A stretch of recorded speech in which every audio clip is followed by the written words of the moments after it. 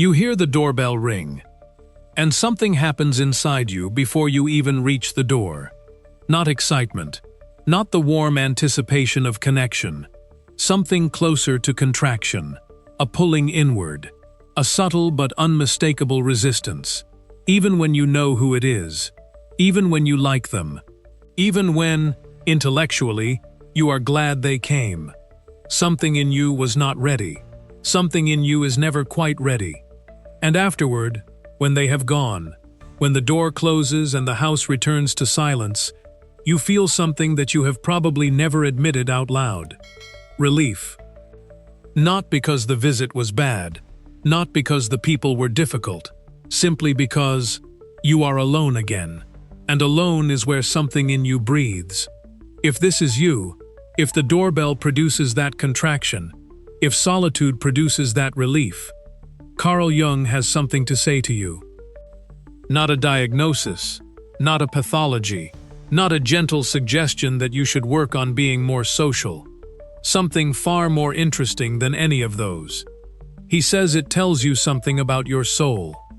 Today we go into that. 1. The world's verdict, and why Jung rejected it. Let us begin with what the world says about the person who does not like having visitors. The world's verdict is not kind. Antisocial, difficult, cold, possibly depressed, probably lonely in denial, undoubtedly missing out on the richness that human connection provides. The self-help industry has a prescription. Push through the resistance. Train yourself to be more open. The discomfort of social engagement is growth. The preference for solitude is avoidance. With enough practice, you will come to enjoy what currently makes you contract.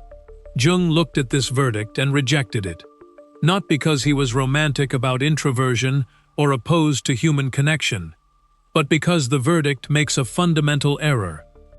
It treats the preference for solitude as a deficit, as the absence of something, the social ease, the genuine enjoyment of company, the natural orientation toward other people. That should be present but isn't. Jung would not accept this framing. Because in his clinical experience, across decades of working with people at the full range of human psychological types, he observed that the preference for solitude, in the people who genuinely carry it, is not an absence. It is a presence. The presence of an interior life so rich, so active, so genuinely demanding of attention, that the intrusion of the exterior, however welcome in theory, however genuinely cared for the person bringing it, is experienced as interruption. Not of nothing, of something. Something that was happening, privately, quietly, without external witness, before the doorbell rang. And the question Jung would ask, the question that turns the world's verdict entirely on its head, is not, what is wrong with the person who experiences the visitor as an interruption? It is, what was happening that was interrupted? 2. The interior that introversion is protecting. Jung's concept of introversion, he was, along with extroversion, one of the originators of the concept, was not about shyness, was not about social anxiety, was not about the absence of interest in other people. It was about the direction of libido. Not libido in the narrow Freudian sense. Libido, in Jung's broader sense. The fundamental life energy. The psychic energy that drives all engagement, all investment, all attention. In the extrovert, this energy flows naturally outward, toward people, toward events, toward the external world, and its endless variety of stimulation and connection. The extrovert is energized by contact with the exterior. In the introvert, this energy flows naturally inward, toward the interior, toward the world of thought, of feeling, of image and symbol, and the deep inner processes that are the primary reality of the introverted person's experience. The introvert is energized by contact with the interior.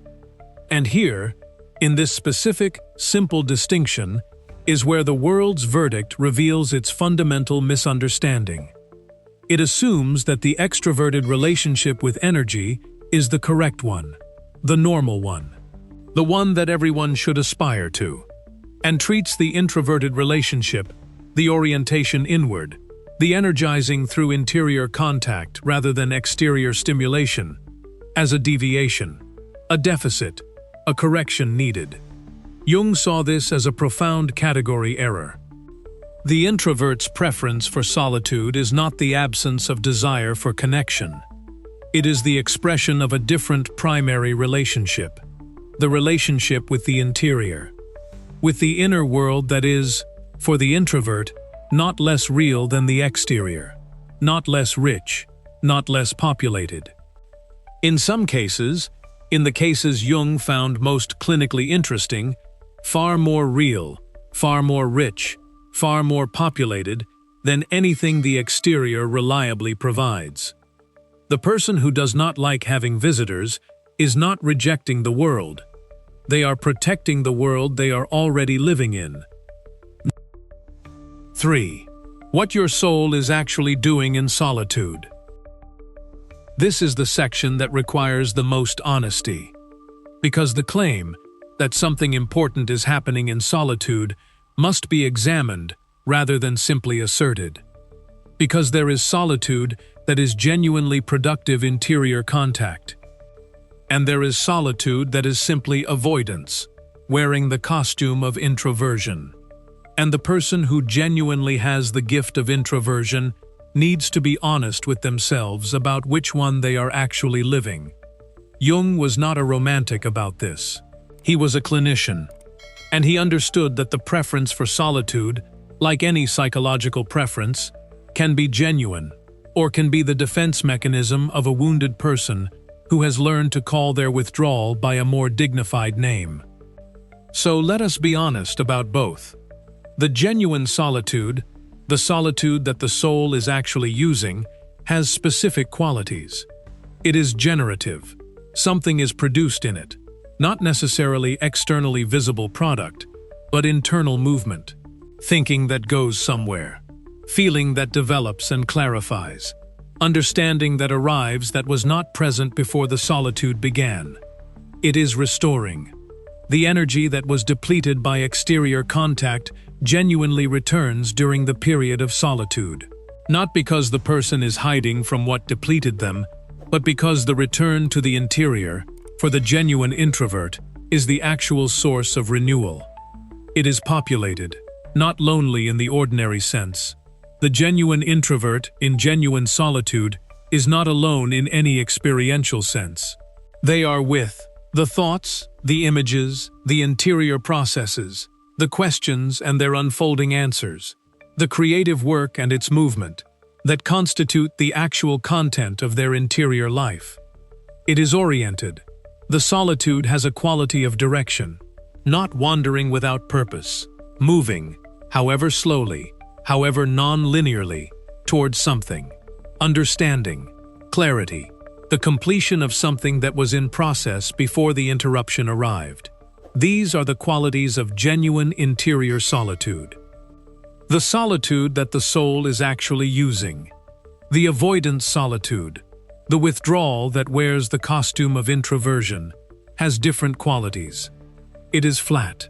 Nothing much happens in it. The person is alone, but not particularly present. The interior is not alive with genuine process. It is simply empty of the exterior stimulation that causes anxiety. It is defended. There is a quality of protection rather than engagement. The person is in solitude, not because the interior is calling, but because the exterior is frightening or exhausting or both. It is hungry. Despite the preference for it, the avoidance solitude does not actually satisfy. The person finishes it feeling no more restored than they began it. Because what was needed was not actually solitude, but the healing of the wound that makes genuine connection too costly to risk. The honest person who does not like having visitors needs to know which one they are actually living, not to judge themselves, to understand themselves. Because the prescription is entirely different. The person in genuine interior solitude needs not to be pushed toward more socialization. They need to be given the language and the permission to protect what they are actually doing. The person in avoidance solitude, however genuinely introverted their fundamental nature, needs something different. Not more social practice. Genuine healing of the wound that made the exterior too threatening to inhabit. Jung would not let his patients conflate these two, and neither should you. 4. The specific things solitude makes possible that company cannot. Let us now make the positive case, not for solitude as preference, for solitude as the specific, irreplaceable condition under which certain things become possible that cannot happen any other way.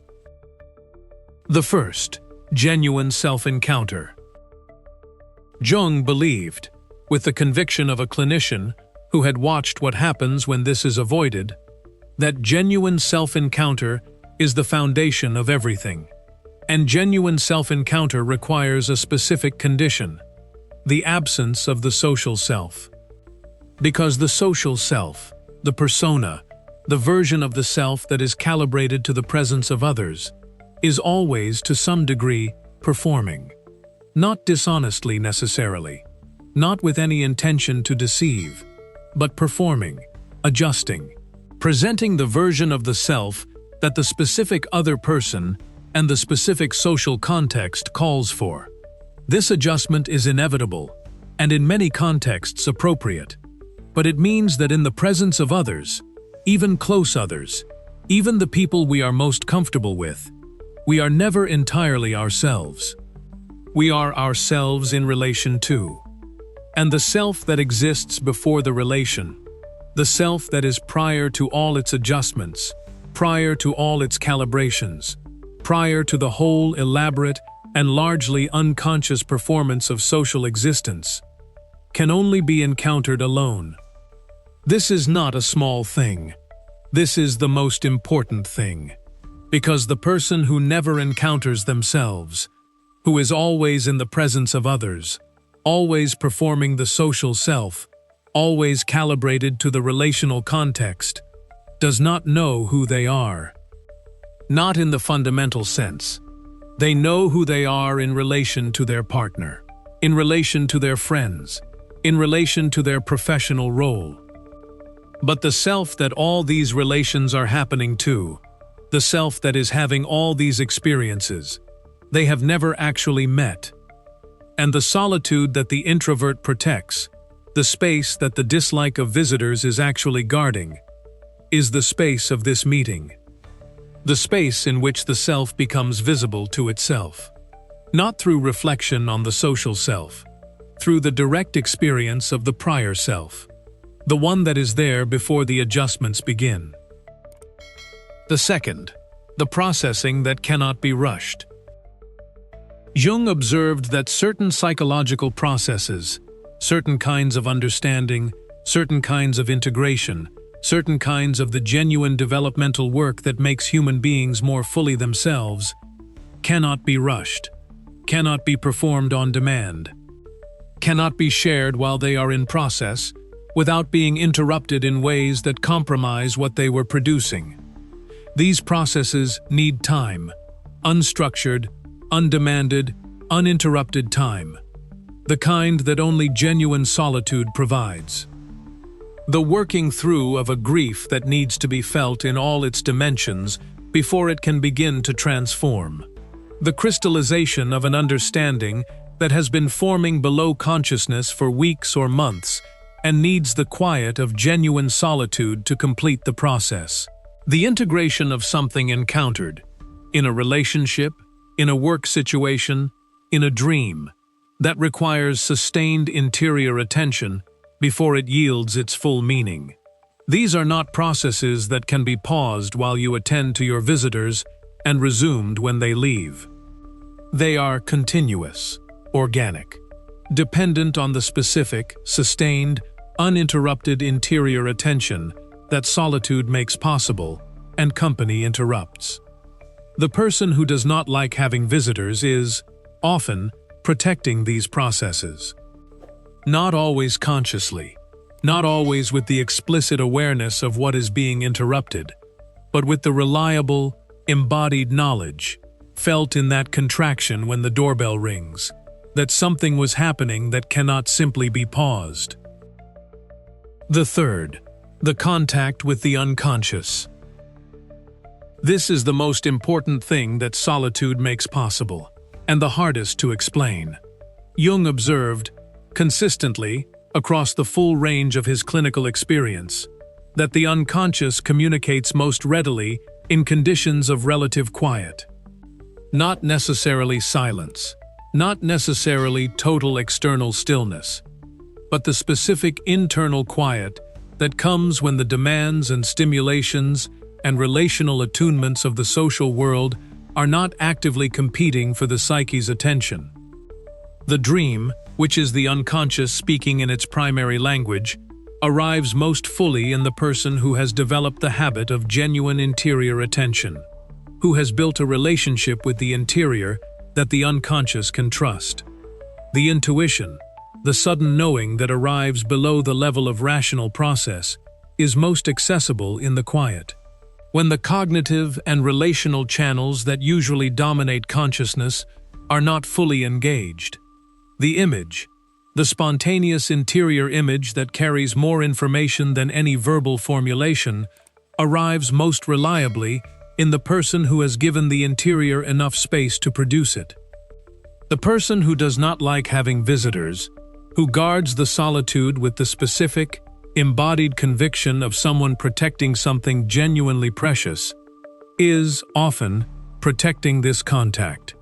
The ongoing, daily, irreplaceable contact with the deeper layers of their own psyche.